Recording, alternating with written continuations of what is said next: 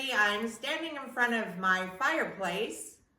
Or wait a second, is that my fireplace? Nope, this is my fireplace. Nope, that's my fireplace.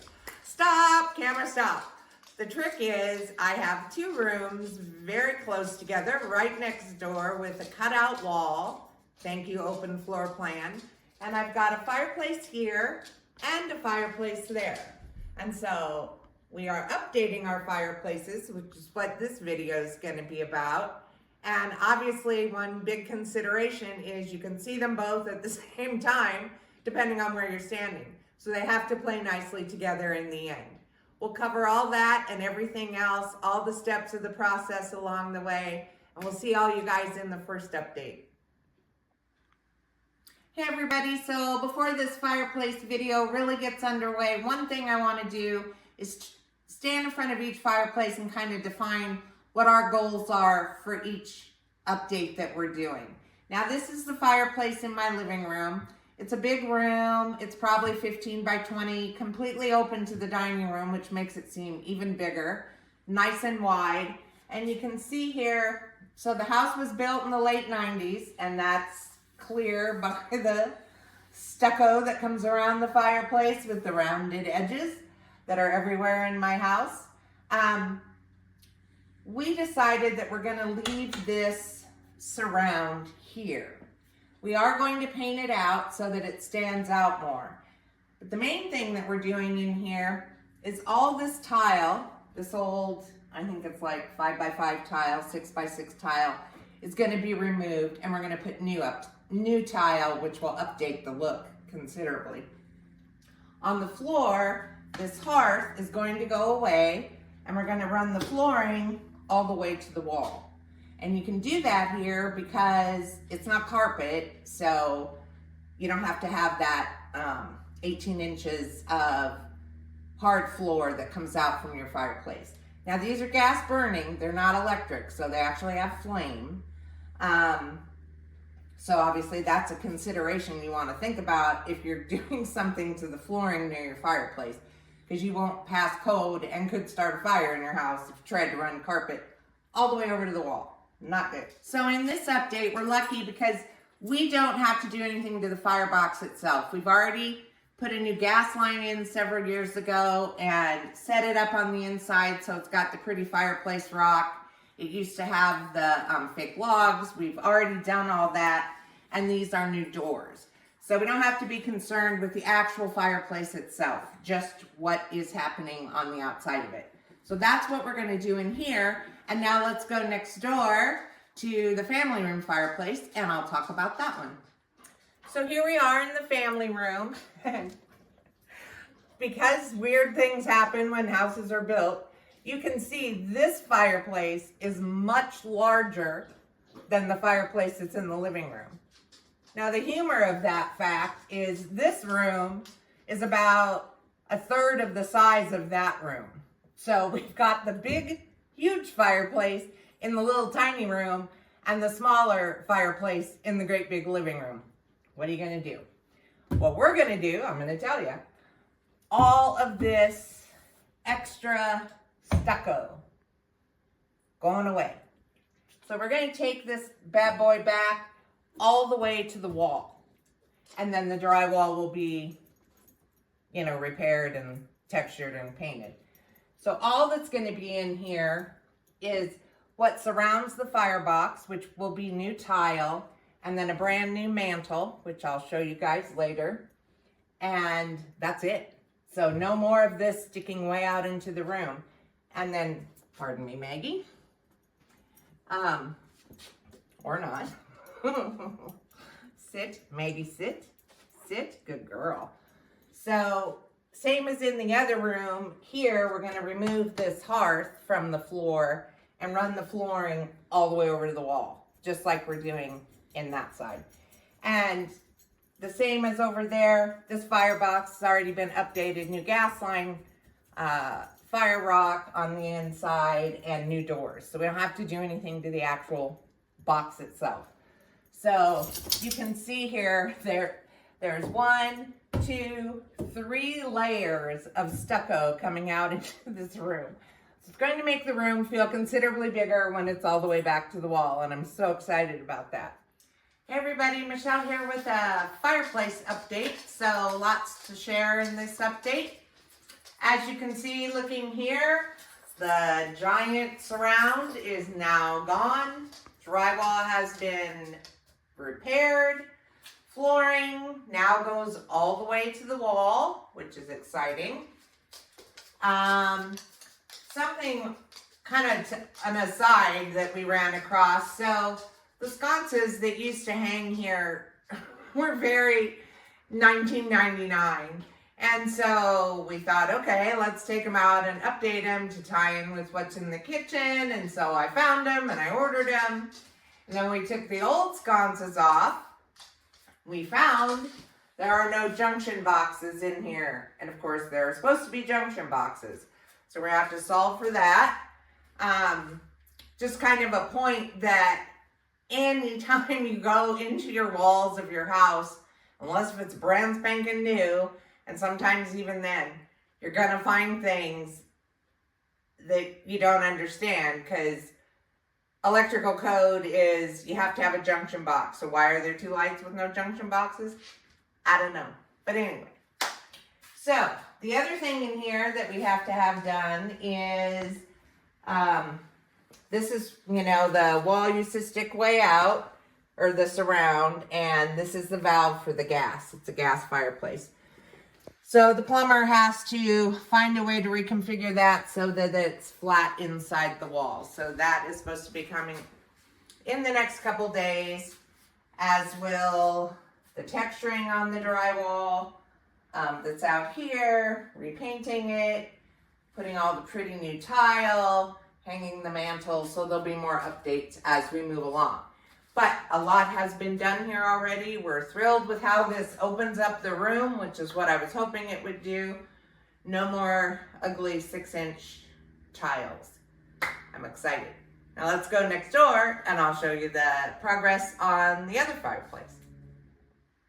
Hey everybody, so here I am in the living room right next door to where I just was. Sorry if the video's a little dark. It's a cloudy day out and not getting a lot of light in this room. But anyway, so here is the fireplace now in here.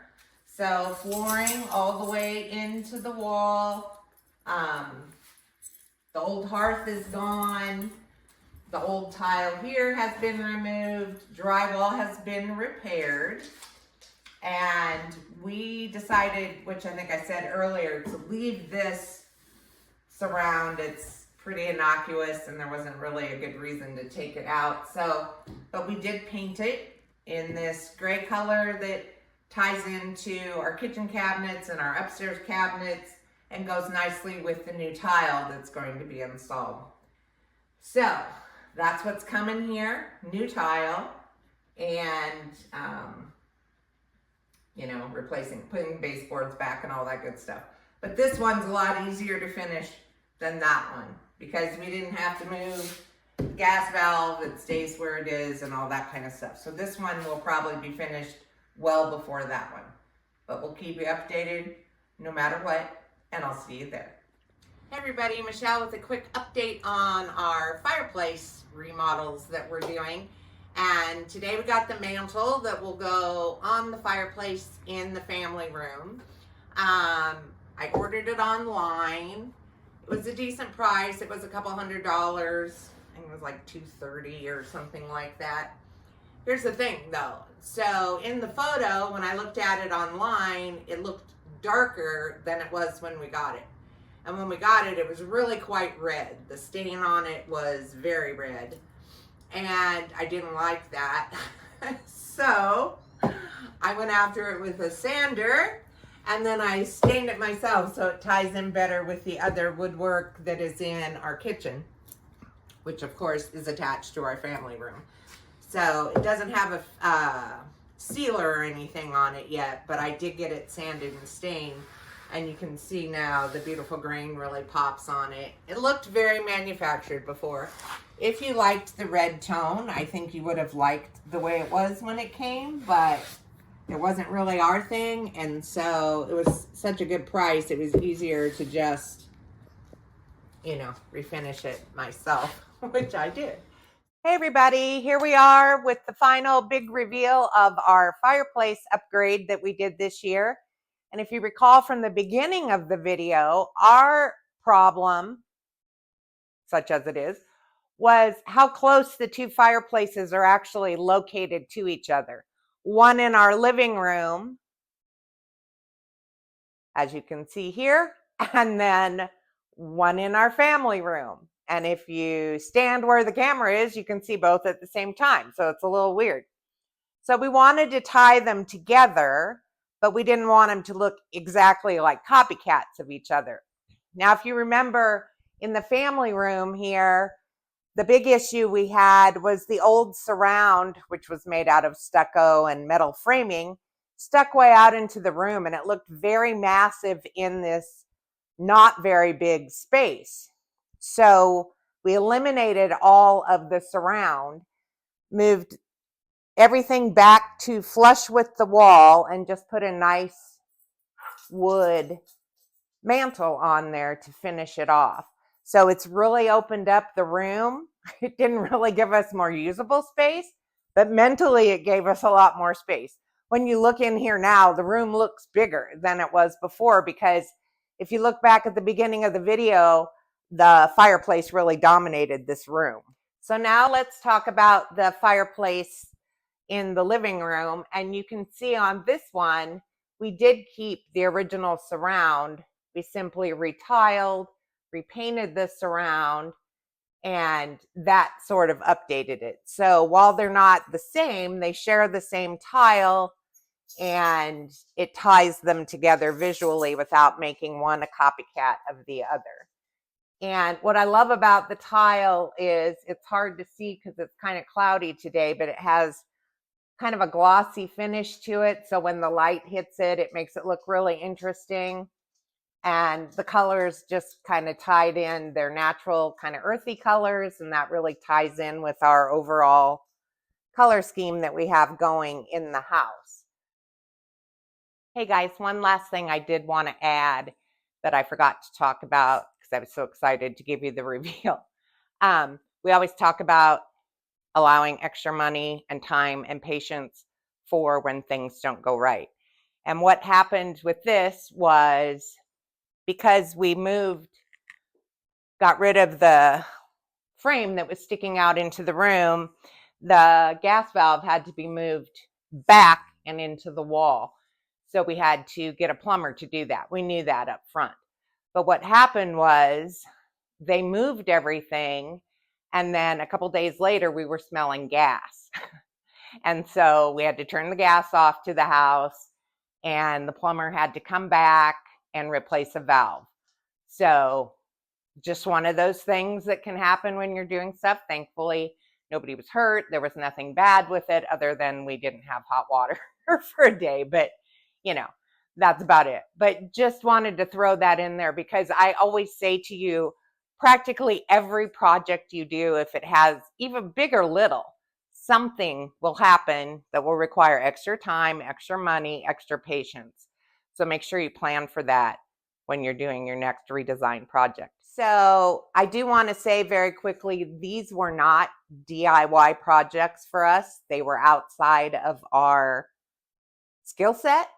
Other than painting the surround around the fireplace in the living room and sanding and staining the mantle on this fireplace, everything else, demo, tile work, drywall repair, all that was done by our terrific contractor that we love to use. Shout out to Luis. And that's it really for the update. Here come the dogs in the middle of the video because that's what happens when I'm shooting a video. They come around me and knock me over. Last thing I want to close with, as always, if you like this video, please give it a thumbs up. If you haven't subscribed to us on YouTube yet, please hit that subscribe button down below. And if you haven't made your way yet to the redesignhabit.com, please go over there. We have blogs and other fun projects on there. You can sign up for our weekly newsletter there. It's free to you. And last but not least, don't forget to follow us on Facebook and Instagram. Okay, guys, that's it for this one, and I'll see all of you in the next video.